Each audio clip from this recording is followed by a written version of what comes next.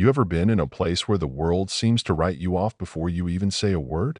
Yeah, that happened to Maya Thompson one night at Brunner's, the fanciest German restaurant in Chicago, where the kind of people who think their suits and watches make them better than everyone else gather to remind the world who's boss. And there she was, just a waitress. Or so they thought. Maya stood calm and collected, pouring water into crystal glasses with the precision of someone who knew exactly what she was doing. But inside, a fire was simmering sharp, contained, ready to burst. At table 7 sat Gunnar Steinman, CEO of Stein Shea International, surrounded by his usual circle of white suits and million-dollar watches. His voice dripped with contempt as he sneered, "Oh, who do we have? Here's the black waitress." The entitlement was thick, but Maya's hand didn't flinch. Her eyes met his briefly, a silent warning, a question unspoken. Still or sparkling, she asked softly. Steinman ignored her, switching to German with his cronies, muttering things meant to exclude, belittle, remind her of her place. They chuckled, assuming she didn't understand a word. But Maya did. Every word.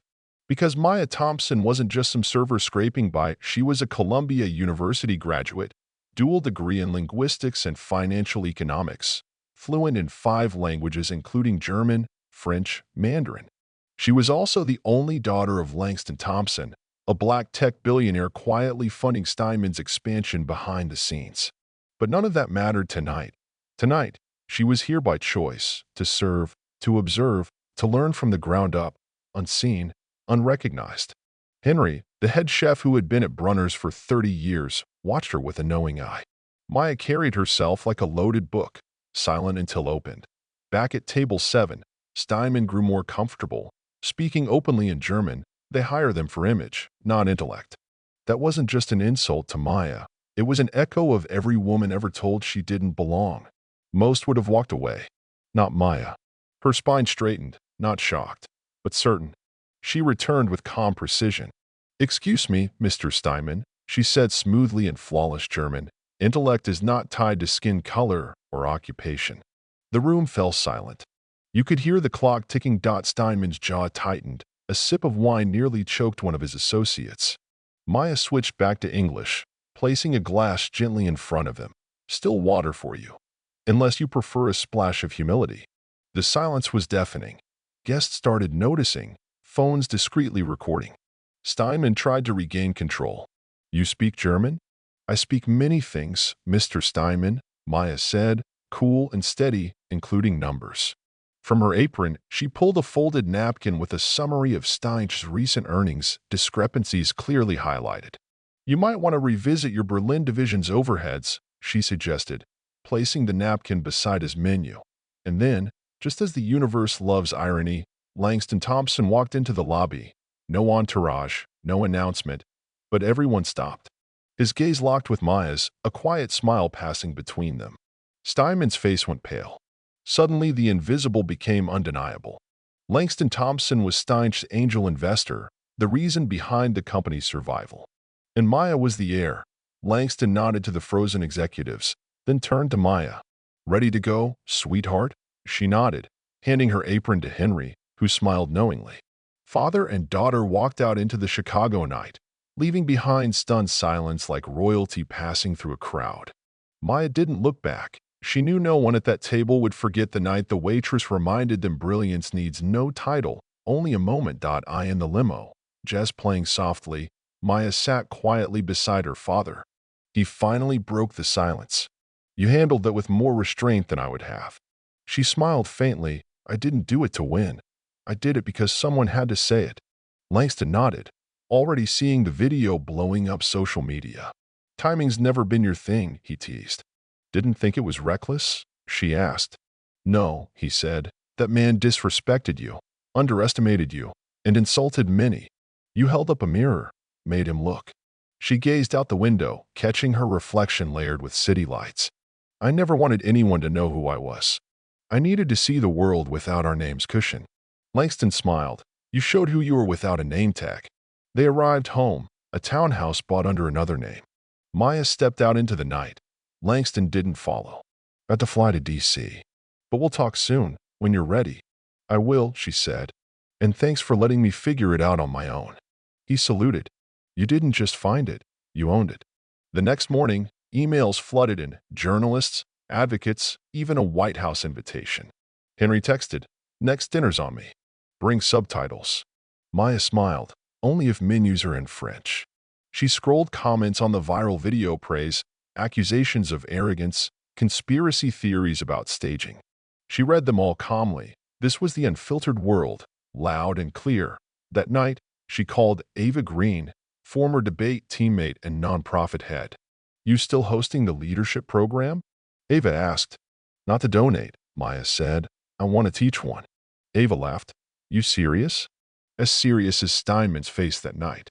They laughed. Then Maya's voice grew firm. "I spent too long thinking silence was strength. Now I know silence is complicity." 3 days later, Maya stood in a community center, facing 20 young women. "I started this week as a waitress," she said, "but I've been a daughter, a student, a speaker, and sometimes a mirror. Tonight, I want to be a bridge." She told her story plainly, not about herself, but about what too many still face every day. After everyone left, Ava handed her a card. "We're naming the mentorship scholarship after you." Maya hesitated. "I don't need my name on it." "They do," Ava said. "They need to know someone like you exists." At home, Maya brewed tea and watched the city breathe below. Somewhere, Steinman reviewed his losses and PR damage. Maya planned her next shift, not at the restaurant, but in the world. Steinman hadn't slept well since. The clip had become a cultural landmark, dissected, debated, memed. His board was not pleased. In a glass-walled room overlooking the Chicago River, he sat with executives. "She's Langston's daughter," Richard said bluntly. "I know," Steinman said. "No, you didn't. You humiliated yourself, jeopardized our biggest investor." Langston was silent. That silence was louder than words. "Apologize," Steinman said. "Spin it as a misunderstanding." Not without legal and PR review, Karen Aldridge, crisis manager, interrupted. "Langston's people want structural change." Maya on the DI advisory panel, public, compensated. Steinman laughed. "She's a waitress." Karen raised an eyebrow. "Columbia honors graduate, speaks 5 languages, exposed your financial misreporting in front of witnesses." Say no. Langston pulls funding, your DC plans dry up. Silence. "Do it," Richard urged. Steinman clenched his fists. "Fine, but we control the narrative." Karen didn't blink. Too late. That afternoon, Maya sat at a cafe near Hyde Park, staring at an email invitation to join Stein's advisory panel. Not tokenism, real power, real chance. Her phone buzzed. Henry's voice. "They want you." She hesitated. Part of me wants to say no. The other part thinks about all who never got a chance. Henry chuckled. "Then go, but don't go quiet." Later that night, Maya called Karen.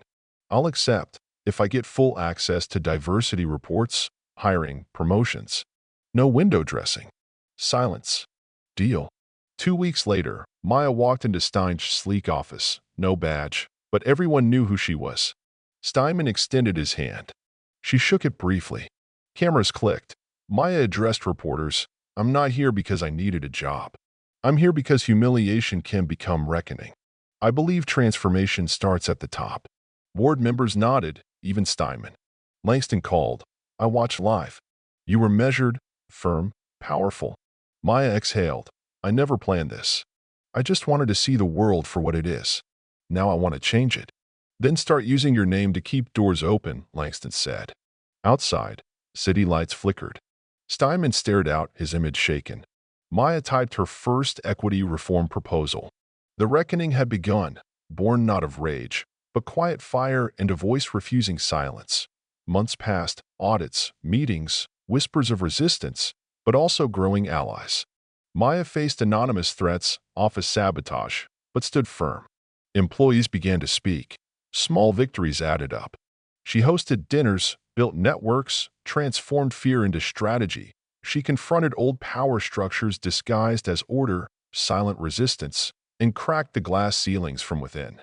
Internal leaks, press scrutiny, boardroom battles, all met with clarity and resolve. Steiche admitted failure, committed to change, named Maya founding director of a permanent equity office. ATA Gala.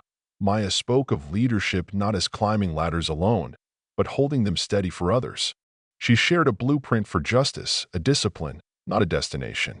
Young professionals approached her, inspired to change systems. Legacy, she learned, isn't about being remembered, it's about being repeated. Standing on her office terrace, Maya knew the fight wasn't over. It was just beginning. The glass was cracking wider, and through the cracks, light was pouring in.